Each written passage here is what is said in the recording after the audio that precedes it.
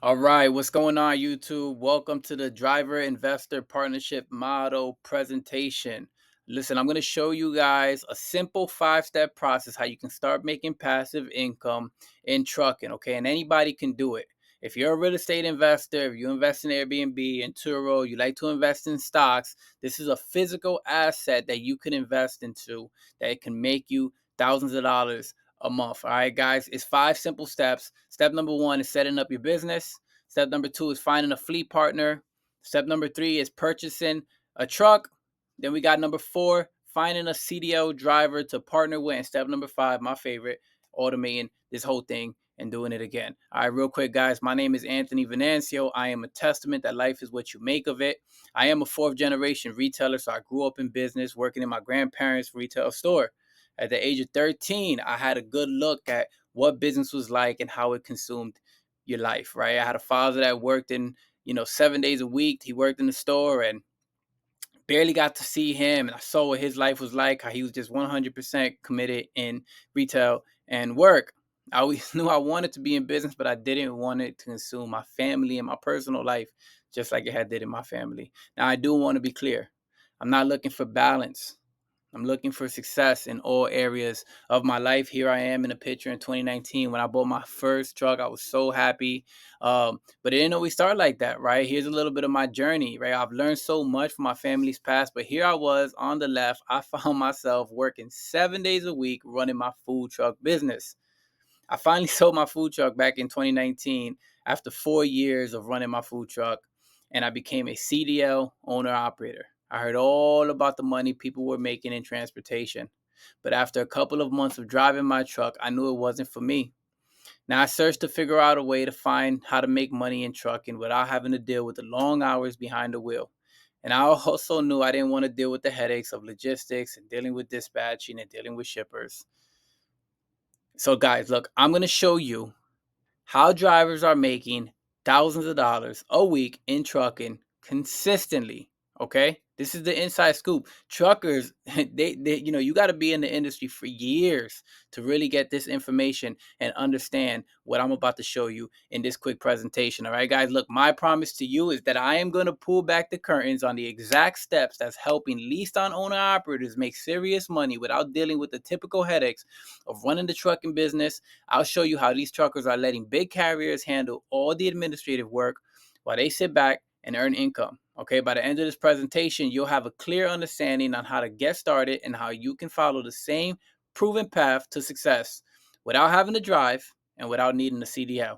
Okay, now check it out. At the end of this presentation, I am going to make an offer to work with you directly to get your business started and your truck rolling. All right, guys, so let's go. Look, traditionally, what I'm going to show you is called a leased on owner operator, right? So it's when a CDL driver owns and operates their truck under a carrier, under the company. Okay, now carriers handle all the work from dispatching to onboarding to processing payments to fuel cards, parking, easy pass, GPS tracking, dash cameras, ELD tablets, decals, and so much more. Now, I like this idea of onboarding with a carrier because it allows drivers to focus on just driving, while carriers focus on their job, which is the administrative work and finding loads. But then it hit me again, guys, when I started to realize that owner operators make 3 to 5 times more than company drivers. Now, I want you to see a top company driver makes $70,000 to $90,000 a year, where an owner operator can easily get a $280,000 to $300,000 plus contract. Now, there it goes, guys. This is where the gap is. This gap right here is where the money is made between the company driver and the owner operator. This gap is so large that you can take a company driver, you can partner with him, he'll make well over $100,000, and there's still enough money in the bucket for you to make over $100,000 as well running this play, guys. Okay, so that right here, this discrepancy in the pay right here is where the bread and butter is found. Okay, now this is when I stopped driving. I bought another truck, got 2 contracts, hired 2 drivers, and I approached it like a partnership. I offered them 50% of everything they made, guys. At this time, with 2 trucks, I was making over $5,000 a week with just 2 trucks, not driving.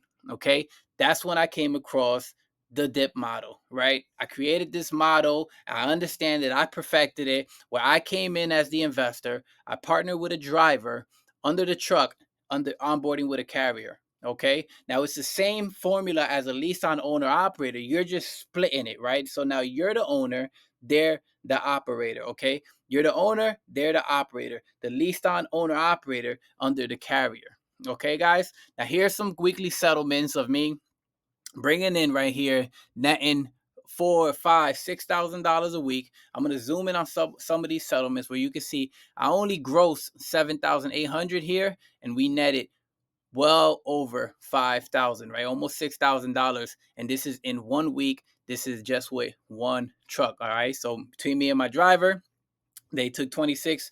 I took 26 in 1 week. All right. Here's another one.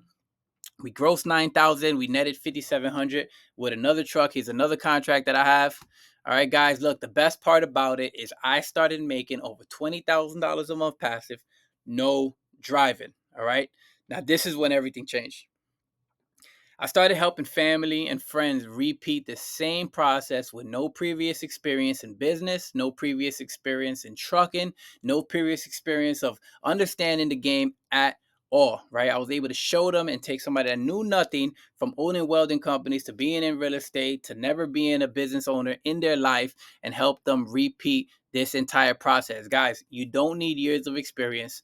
Over the years, I've analyzed what works and what doesn't in this industry, and I refined it to a proven, repeatable process. Now, I'm going to show you the step by step process and how it can help beginners just like you. All right, guys? Look, yes, you need money to buy a truck.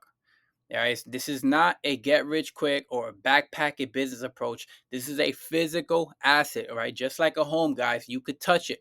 This is a physical asset, okay? Where you come in, you buy your truck, and you put it to work. That listen, a home, the barrier is here. To buy a truck, the barrier is down here. It's almost it almost is, it's non-comparable into a sense, right? Although they are physical assets, you can buy a truck for $60,000, put a small down payment, a fraction of what you would buy a house for, and make thousands of dollars with one truck. Guys, you don't got to deal with multiple tenants. You don't got to deal with multiple issues. You deal with one truck, partner with one driver under one contract. All right, guys, I'm trying to show you what's worked for me, what's worked for my friends and family, and what's working for my clients. All right, guys. Now, here is the steps that I'm going to show you. We're going to go over. You ready to get into it? All right. Step one, setting up your business. If you are an entrepreneur, and I'm sure you've done this before, you got to open up your LLC. You got to start your transportation business. All right. You got to register your transportation business with the state, just like if you were opening up a t-shirt company or you open up an LLC for a real estate property, right? Or for an Airbnb or a Turo, same thing. You want to open up your business email. Okay, now this is important. You need your business email because as you start to reach out to carriers, you're going to give them your email so they can send you the carrier's package. Okay, you want your business bank account. So for your weekly settlements, the ones that I was showing you can get deposited into your account every Friday. Okay, you need to file for a corp code in your local DMV, whatever state you're from. I'm from the state of New Jersey. Whatever state you're from, look for the corp code form where you can file it. It's free. They give you a number, an identification number. That number allows you to apply for commercial plates, which is your IRP plates, your portion plates, right? So you need portion plates so you can drive from state to state throughout the entire country. Okay, so the corp code number gives you your identification number so you can get commercial plates, but then you're gonna have, okay, do you want interstate or interstate, right? So you want to be in state or do you want to drive from state to state? Okay, the IRP portion plates allows you to drive from state to state with commercial plates. You need to file your 2290. Your 2290 is a highway tax.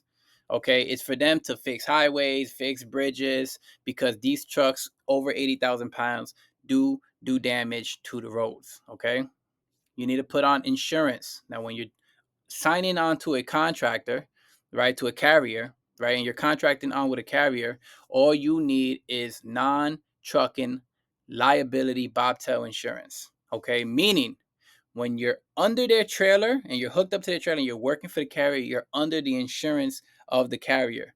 Okay, when you're not hooked to the trailer and you're driving on your personal convenience, you have non-trucking. You're not working. You're just bobtailing the truck, and that's the liability that you get. Right now, that coverage can cost you a few couple $100, 200, 300, $400. Shop around and get non-trucking bobtail liability insurance. All right, guys, that's how you get the setup. Now, step two is finding a fleet partner. Okay, listen, you want to pick a sector in trucking. Okay, this is important. There's so many things. Listen, if it needs to get from A and B, I guarantee you trucks are moving it. Whether it's car hauling, whether it's flatbed, dry vans, refrigerated reefers, tanks, fuel, you name it, heavy hauling. If you name it, trucks are hauling it. You pick a sector. Where do you want all your trucks to be? Right now, I'll give you an example. I got most of my trucks in the oil field. Right, I used to be in reefers. I used to be in, in pneumatic tanks. Right, you can do car hauling. So pick that sector. Do your research. What sector do you want your truck to be in? You pick that sector. Now you start to narrow it down. And you want to search for companies in that sector that worked with owner operators. Okay, search for companies. You get a list, right? And you put the name of the company, their phone number, their location, and their website. The four main things that you need as you're building out your list: name of the company, their phone number, their location, and their website, right? Because sometimes they got the application and the recruiter's number right there on the website. You want to call them right away. Once you build out that list of companies, you start calling the companies, networking with them. You want to ask them some questions. Say, hey, I'm just reaching out. I want to get more information about onboarding my truck with you guys. Now, if they're a good recruiter, they're going to go down and give you all the information that you need to start onboarding with them, right? And they're going to say, submit all the documentations from the business setup, submit the documentations for your driver, et cetera, et cetera. That's what you're going to say. Can you email me the carrier's package? So you ask them for the carrier's package. They'll send it over to your email, and you'll have the whole breakdown of their company, the type of loads they do. Some have their pay rates on those loads, and they have their fees as well.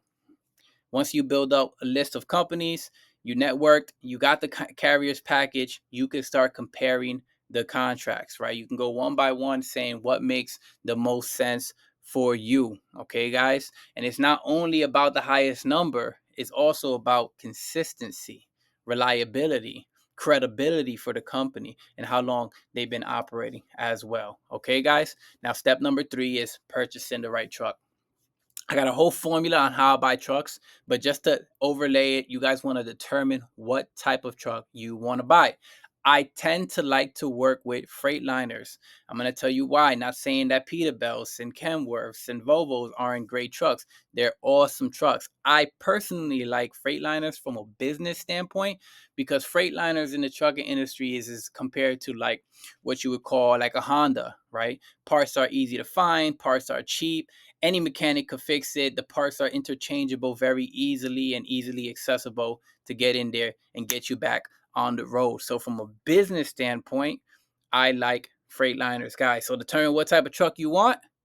Then you want to search your local dealer markets, wherever you're at, whatever area you're at. You want to search the radius and see where your truck dealer's at. If you got to drive to another state, it is what it is as long as you're getting the right truck. You want to create a list of all the available trucks that are in those markets, and you want to start looking for the specs. Just like if you were shopping for a car, how many miles, how many owners, does it have a maintenance report, right? Has there been any accidents, right? Does it come with an APU, right? Like all of the specs on that truck, you want to print it out or you want to line them up, organize it real nice.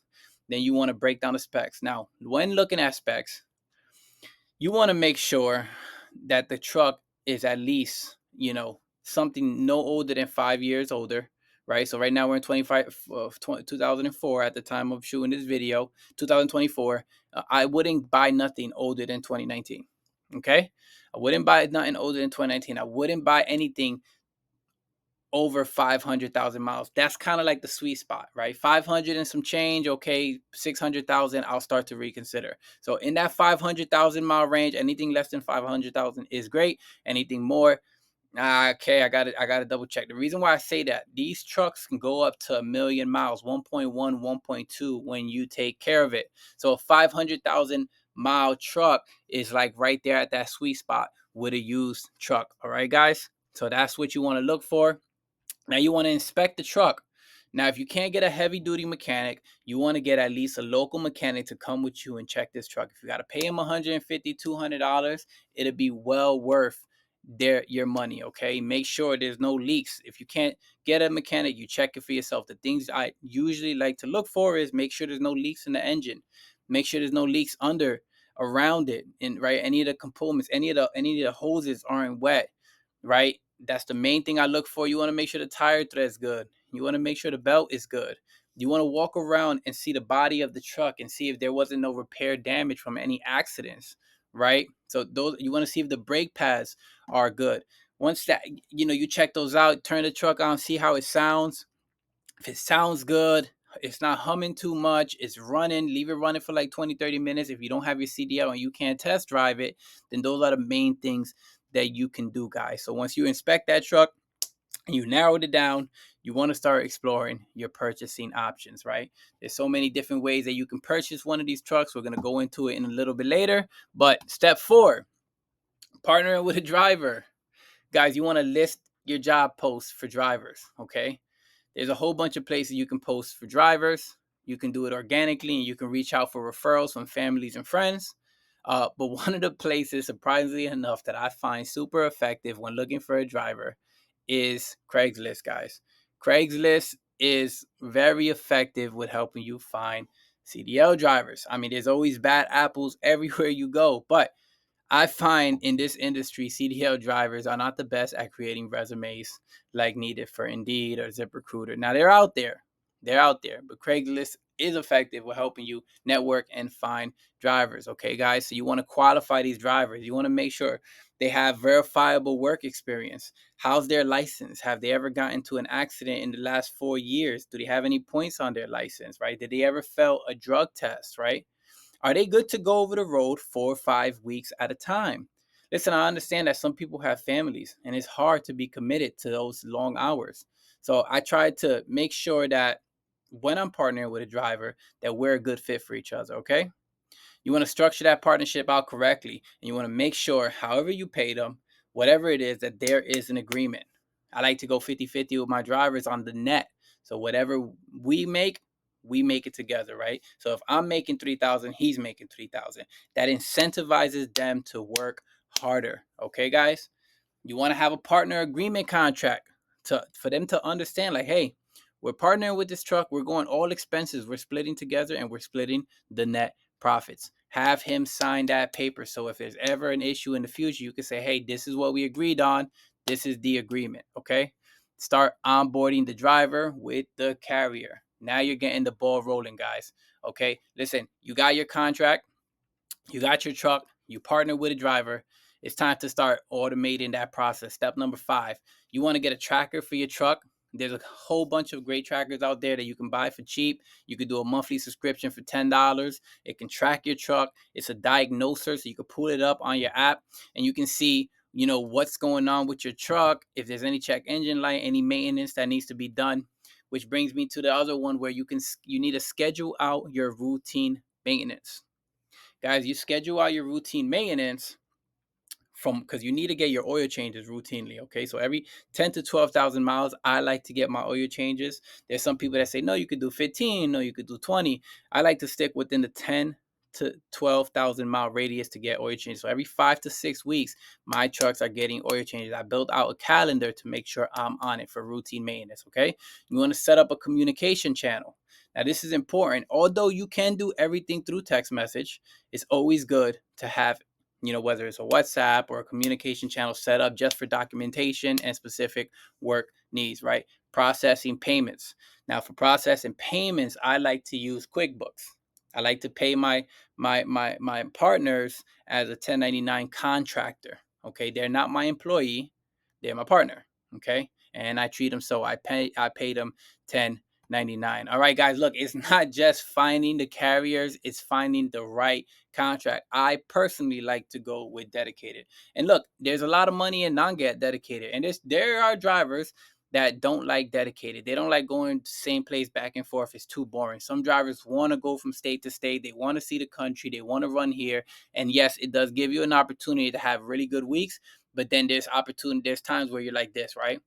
For me personally, I like dedicated because it gives you more of a stability, more of a predictable projection, right? As you're putting your trucks to work. Yes, now, although I might not be hitting those great weeks, I have predictability and consistency in my numbers. So for me, that is key. Okay, a little bit about types of contracts. There's non-dedicated, there's semi-dedicated, and there's dedicated. Non-dedicated meaning you're just running the low board. You're going from state to state. You're grabbing the best loads. You're running here. You're running there. Semi-dedicated is meaning that maybe there is some customers that you're going to 60 or 70% of the time throughout your week, and the other 30, 40% you're doing non-dedicated. Okay, and now dedicated is you're just 100% committed to that customer.